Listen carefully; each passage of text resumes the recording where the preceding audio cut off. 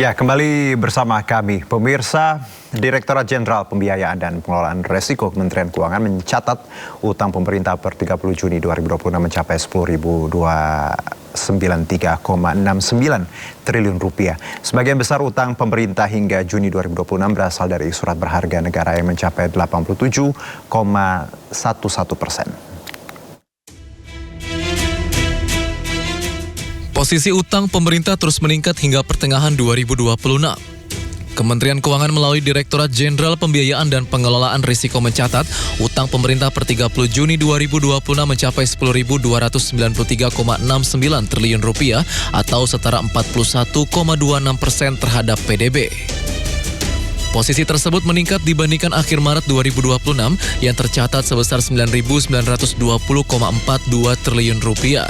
Berdasarkan data DJPPR Kementerian Keuangan, sebagian besar utang pemerintah hingga Juni 2026 berasal dari surat berharga negara yang mencapai 87,11% dengan nilai 8.966,79 triliun rupiah. Sementara itu, utang dalam bentuk pinjaman mencapai 12,89% atau sebesar 1.326,90 triliun rupiah. Meski terus meningkat, rasio utang pemerintah hingga Juni 2026 masih berada di bawah batas maksimal yang ditetapkan dalam Undang-Undang Nomor 17 Tahun 2003 tentang Keuangan Negara, yakni sebesar 60% terhadap PDB.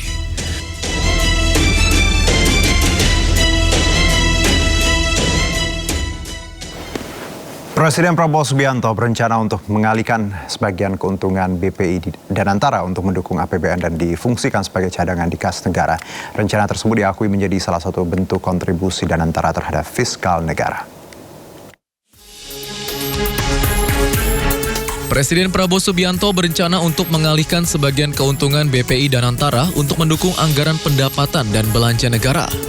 Keuntungan tersebut akan difungsikan sebagai cadangan di kas negara. Menurut Menteri Keuangan Purbaya Yudisadewa, wacana pengalihan dana tersebut saat ini masih sebatas ide. Pemerintah masih perlu melakukan pembahasan lebih lanjut mengenai rencana tersebut bersama Danantara, termasuk skema penyalurannya. Purbaya belum memastikan melalui pos apa dana tersebut nantinya akan dicatat dalam APBN. Danantara kan menghasilkan juga keuntungan kan. Presiden merencanakan sebagian keuntungan itu sebagai cadangan untuk APBN.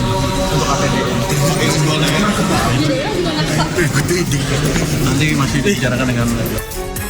Rencana tersebut diakui menjadi salah satu bentuk kontribusi Danantara terhadap fiskal negara.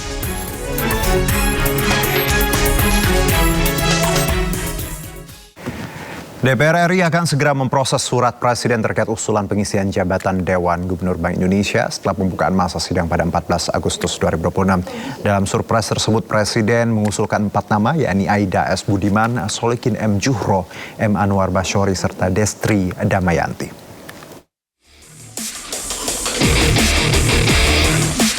Ketua DPR RI Puan Maharani mengungkapkan nama-nama calon yang diajukan pemerintah untuk mengisi jabatan Deputi Gubernur Senior Bank Indonesia dan Deputi Gubernur BI setelah DPR menerima surat Presiden beberapa hari lalu. Menurut Puan, pemerintah mengusulkan Aida S. Budiman sebagai calon Deputi Gubernur Senior Bank Indonesia. Sementara itu, untuk posisi Deputi Gubernur BI, terdapat 2 nama yang diajukan, yakni Solikin M. Juhro dan M. Anwar Basyori. Selain ketiga nama tersebut, Puan juga menyampaikan bahwa pemerintah telah mengajukan Destri Damayanti sebagai calon gubernur Bank Indonesia. Nama Destri sebelumnya telah diumumkan langsung oleh Menteri Sekretaris Negara Prasetyo Hadi saat penyerahan surpres kepada DPR RI. Ya, alhamdulillah kemarin Pak Menseknek sudah mengirimkan surat kepada pimpinan DPR terkait yang dari Presiden yang disampaikan oleh Mensesnek kepada pimpinan DPR. Puan menegaskan DPR RI akan memproses seluruh nama yang diajukan pemerintah sesuai dengan mekanisme dan peraturan perundang-undangan yang berlaku sebelum nantinya dibawa ke rapat paripurna untuk mendapatkan persetujuan. Adapun proses uji kelayakan dan kepatutan dijadwalkan berlangsung pada pekan depan setelah masa sidang DPR resmi dibuka kembali pada 14 Agustus 2026.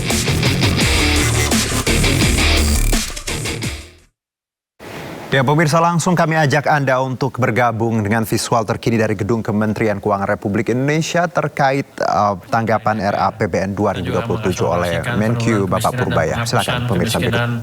Ekstrim berbasis data sen, serta penguatan program graduasi kemiskinan, dan juga menajamkan akurasi data penerimaan subsidi dan bansos agar lebih tepat sasaran.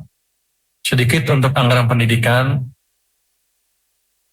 Sesuai dengan Undang-Undang 45, negara memprioritaskan anggaran pendidikan sekurang-kurangnya 20% dari APBN untuk mendukung penyelenggaraan pendidikan nasional. Jadi, itu akan kita implementasikan di tahun 2027, antara lain untuk peningkatan akses dan kualitas pendidikan yang merata bagi seluruh masyarakat melalui PIP kepada 22,1 juta siswa dan KIP kuliah kepada 1,1 juta siswa.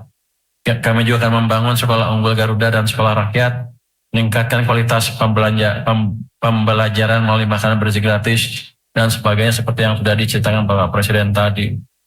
Anggaran perlindungan sosial juga tetap cukup besar di tahun 2027, mencapai 549,9 triliun rupiah. Anggaran Perlinsos merupakan salah satu instrumen yang penting untuk melindungi masyarakat dari risiko sosial, menjaga daya beli, dan meningkatkan kemampuan ekonomi masyarakat miskin dan rentan guna membantu menurunkan tingkat kemiskinan termasuk kemiskinan ekstrim.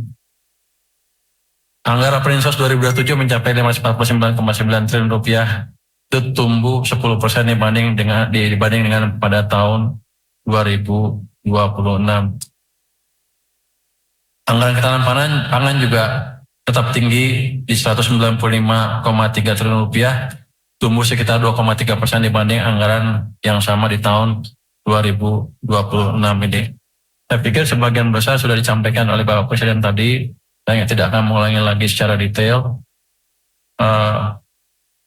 Yang jelas untuk postur anggaran, defisitnya diproyeksikan mencapai 2,4% dari PDB, pendapatannya tumbuh cukup, belanja negara juga tumbuh cukup dibanding tahun lalu, tetap ekspansif.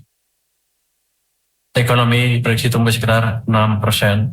Jadi perekonomian dunia di tahun 2027 diperkirakan masih akan dihadapkan pada dinamika yang kompleks dengan tingkat ketidakpastian yang tinggi. Tapi kita sudah punya pengalaman yang cukup dan kita sudah praktekkan dalam 3 triwulan terakhir bahwa kita pemerintah bisa mengeluarkan respon kebijakan yang cukup baik yang bisa mengurangi dampak ketidakpastian global terhadap perekonomian Indonesia. Jadi apa yang didesain oleh Bapak Presiden yang dipresentasikan tadi di DPR hampir pasti akan bisa direalisasikan dengan memanfaatkan pengalaman kita yang sudah cukup baik selama ini. Mungkin dari saya itu, Pak. Terima kasih Pak Menteri Keuangan. Selanjutnya kami persilakan Bapak Menteri Bappenas. Masih Pak Erlangga. Assalamualaikum warahmatullahi wabarakatuh. Mohon izin langsung saja kepada slide kedua. Mendapat penjelasan dari Bapak Menko Perekonomian dan juga Pak Menko Pangan dan juga Menteri Keuangan. Kami pastikan bahwa semua perencanaan bangunan itu berbasis pada Undang-Undang Dasar 45 dan juga berbasis pada rencana kerja pemerintah. Dan rencana kerja pemerintah yang disusun pada tahun 2027 ini merupakan kelanjutan daripada rencana kerja pemerintah tahun 2025, 2026, dan dalam tahun 2027 adalah akselerasi. Di mana akselerasi adalah tahun eksekusi bahwa APBN, BUMN, swasta, dan daerah bergerak untuk hasil nyata, dan ini merupakan dalam rangka pencapaian target 2029.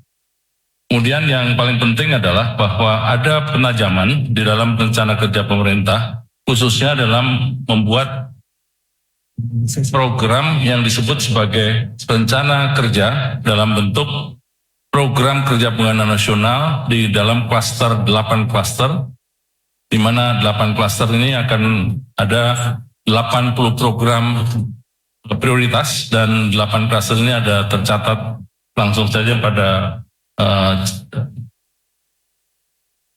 PowerPoint yang kelima, dan di sini adalah semua rangkaian kelima dan semua catatan ini ada di dalam buku lampiran RAPBN kita, dan buku ini nanti sudah dibagikan secara paralel kepada semua instansi yang terkait, dan kami pastikan bahwa semua rencana kerja yang dilakukan oleh Bapak Presiden bersama pemerintah dan kementerian lembaga itu sejalan dengan Undang-Undang Dasar 45 dan juga Astacita dan juga rencana pembangunan jangka menengah dan jangka panjang nasional Indonesia. Saya kira cukup dari saya, Pak Erlangga. Terima kasih. Terima kasih Pak Menteri Bappenas.